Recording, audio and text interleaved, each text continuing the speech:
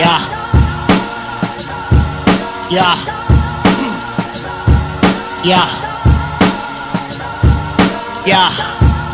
They gave us Obama like, yeah, it was gonna stop the fight. Yeah, like it was gonna stop the cause. Folks still scraping, trying to find them some socks and drawers. Yeah, and something to eat. Economy, they are not taught to think critically. And because it is in the system, we think it's acceptable. We accept it. So it's like, that's normal. When did it become normal for a 15, 16-year-old to be walked to the restroom?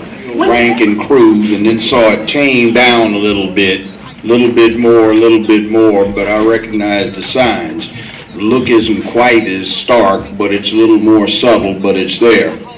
You see, most of this country is suffering from a problem of what to do with itself, and as long as we are at the bottom of the heap and they can vicariously scapegoat us, then they can unify and go rah, rah, rah around the flag. This is the same exact system. I told the Mississippi State Board of Education, you complain because young black men and women don't want to read, but you all are the same system that created the black codes. These were the same high schools that they would not let you go to. This is the same police department that would kill you if you knew how to read. These are the sons and daughters of the same people. When you see these people in Mississippi and in Tennessee stringing black folks up by their necks, and you see the KKK under those hoods are the mayors and the police department and the judges and the preachers at that time. One of my mentors even told me, if you ever notice when you look at hangings and pictures of hangings, what color did most of the people have on? They had on white. You want to know why? Because they just came from church. Hangings were recreation. The dollar in the black community here in Memphis and all over this country turns over less than 6 hours. When a dollar gets in our community, it turns up in 6 hours, it's gone. In the Asian community, 9 times, in the white community, 7 times before it goes out of their community. That's what racism looks like here in our community. But last quarter, or maybe it was the quarter before last, there was a amendment on the ballot, Amendment 1. My students in my world religions class came to me. These are adults in my straight class. These are adults, right? These people who've been in the society and in the environment for several years, actively involved, right? Consuming, participating in different professions. They came to me and said, Professor or Pastor Earl, what this mean? They could not understand the constitutional language because it's not the language that we've been accustomed to. So somebody who knew, and I know a little bit about it because I know something about rhetoric, had to sit down and explain it to them because we don't have the power and the infrastructure to impose our own rhetorical ideas and suggestions on other people, and now we need somebody to translate English for us. In addition to the fact that there is so much history that we lack, and that's not taught in schools. My mom is an educator. She's an English teacher, but she also teaches African American literature. So from a very young age, she tried to tell me the truth and tell me my story. But I went to school every day, and I never heard that. I didn't hear the value of my people and what our accomplishments were.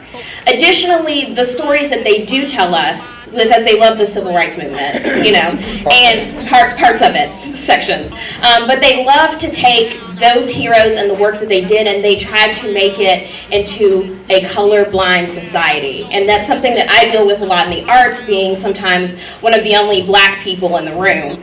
And I think that it's very important that we don't just take the idea of Dr. King and saying like we had a dream and we want to be judged on the color the skin, and so the content of their character. But you don't want to hear when he said a riot is the language of the unheard. Hey, I'm Michael Adrian Davis, and I attended the event, the Hidden Colors 3 with David Banner and a great panel. And I thought it was a great aggregation of people and minds to kind of start the dialogue, because I just believe that now, African Americans, black people are getting conscious. And then once we find those conscious people, because you don't really want 100 folk in a meeting, you just want 10 conscious thinkers. And I think that's what we're getting to right now, where the thinkers are able to change the dialogue, and then we'll be able to spread that to the 90, and then you'll have 100% participation moving and to build a community that can really make us all proud. So I thought tonight was great, and I wish we had much more events like this. Of course, the action items and things we take out really make us know if we really achieved something tonight, and we began to affect change not only in the political process and the spiritual process,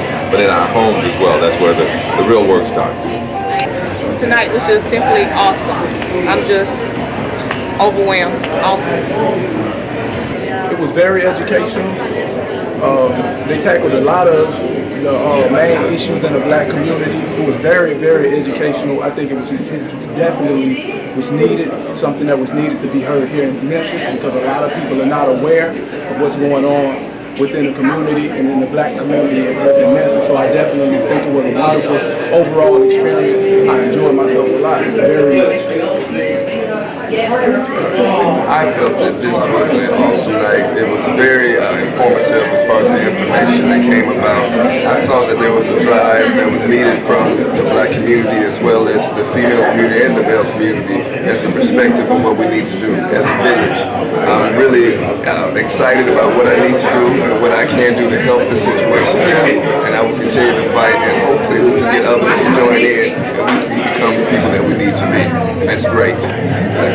My name is Mark Lipsy. I'm an author, and I thought that the panel discussion was great. The Hidden Colors documentary was wonderful. It had some very good nuggets of information that I didn't know. A lot of stuff I did know, but a lot of stuff I didn't know, and I thought it was great. And I hope that a lot of people get a chance to see this. David Banner's great, Tim Brown was great, all the panelists were great.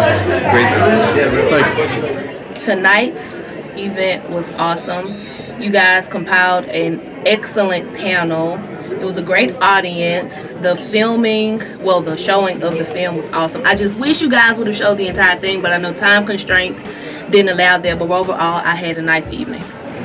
Memphis Black Expo tonight was a definite